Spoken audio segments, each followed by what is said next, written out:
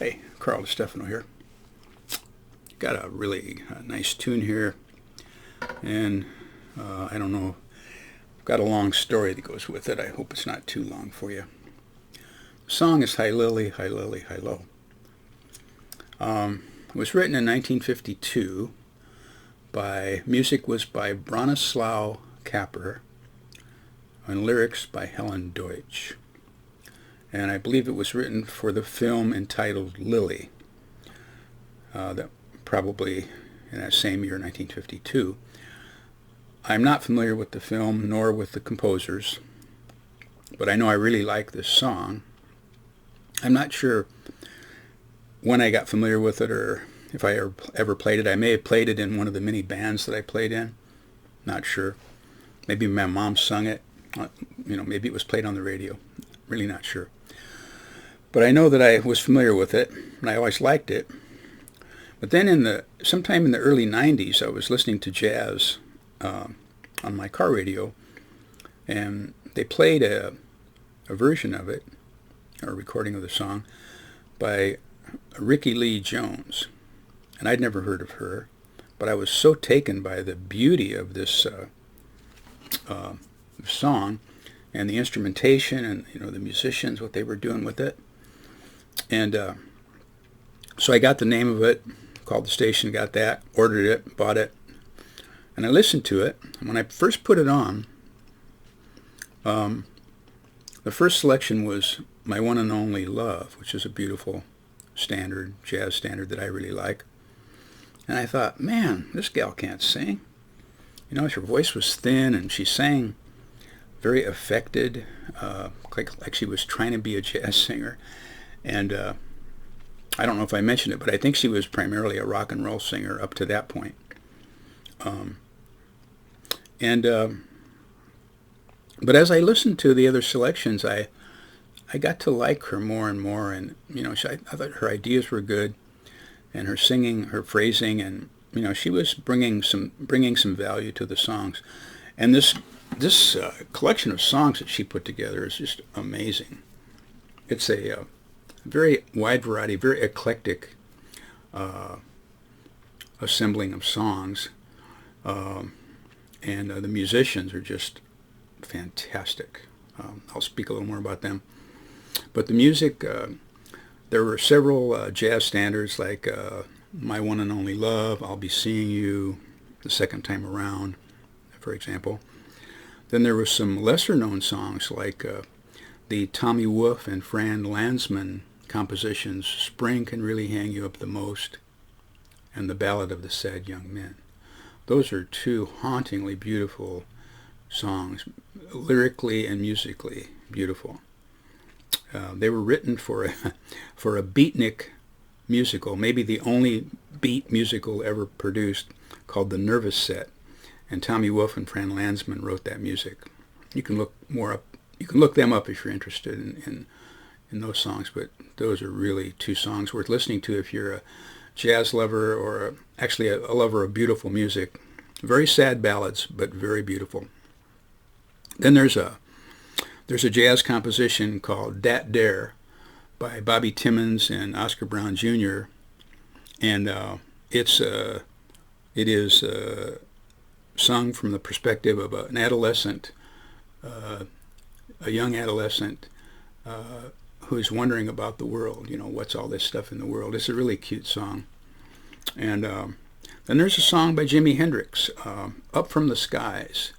And boy, these cats do a great job on it. The bass player and guitar players and her vocals. It seems like the odd songs that are kind of odd, yeah, I don't know, off the beaten path, she does really well with. Another one is I Won't Grow Up from Peter Pan. And then there's a cute tune, a novelty tune called Love Junkyard, which is really cute. Anyway, just a wide variety. Getting back to Up From the Skies, I'll tell you what these guys do with this, and she does a great job on it. But the instrumentation is bass, two acoustic guitars, one steel string, one nylon string guitar. And I'll tell you what, you listen to what those cats are doing on there, and you would not ever want to add another instrument to that. I'm going to pause. Is this a pause? Well, I had to pause the recording to go out and move a sprinkler in my garden. I'm not sure where I was, but I think I was... anyway, I'm not sure if I mentioned... I did mention the bass players. And the guitar players are Robin Ford and Michael O'Neill, and they do a really great job too. Sometimes playing steel string guitars, sometimes nylon string guitars. The liner notes tell you all the instruments on every selection. I guess I will sum this up by saying that this album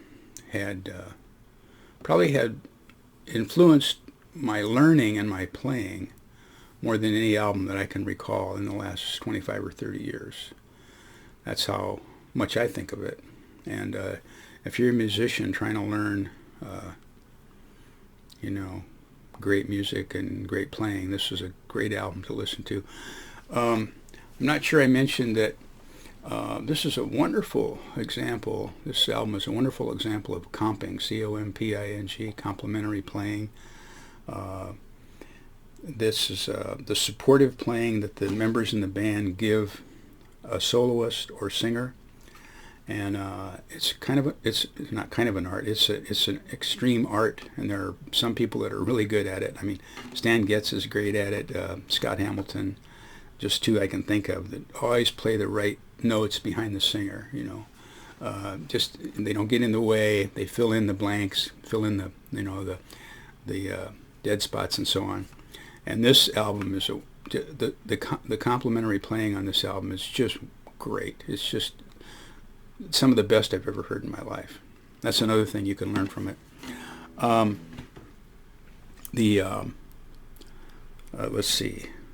Oh, another interesting fact I happened to catch on Wikipedia. This album, after this album was made, or after some time passed, this album was the least financially successful album that Ricky Lee Jones had made to date. So what that means to me is that the general public, which I already knew, the general public is not that, or the majority of the general public is not that interested in great music. That's just the way it is. I'm sorry to say. Anyway, the other thing I remember about this album is it might be the first time I heard a bandoneon. And a bandoneon is a little accordion-like instrument from Argentina, and it's a standard part of any tango ensemble, and I think it's a beautiful instrument. It's a little small accordion-like thing. It's kind of a cross between the sound of an accordion and a harmonica. It's a really warm sound. And Dino Saluzzi is the bandoneon player on several tracks on this album. By the way, I don't think I said the name of the album is Pop, P-O-P, P-O-P, Ricky Lee Jones. And finally, I'm going to, I happened to come across a version of this song, a recording by Anne Murray, where a verse was played, an introductory verse.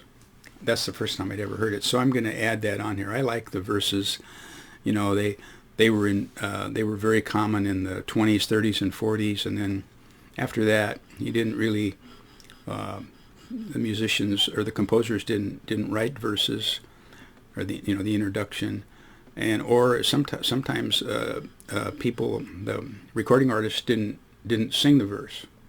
They just admitted it in their version, in their performance. So they're always fun to play.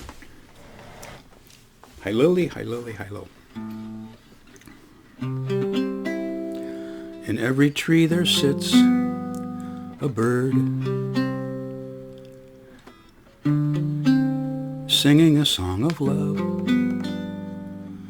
In every tree there sits a bird, and every one I ever heard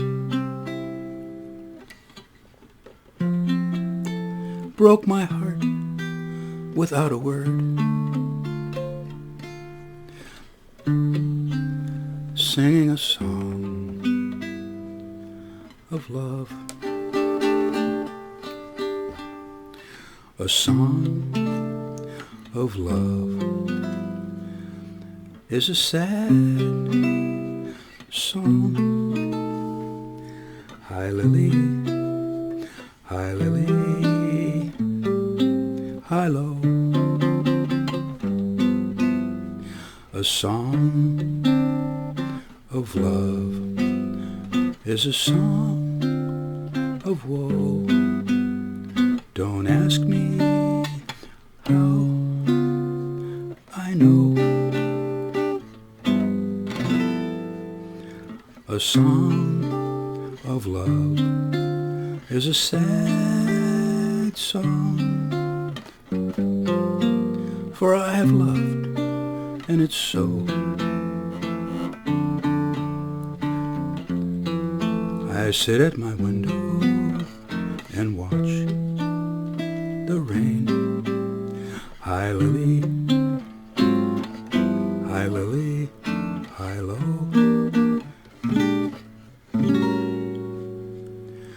Tomorrow I'll probably love again. Hi Lily, hi Lily, hi Lily, hi lo.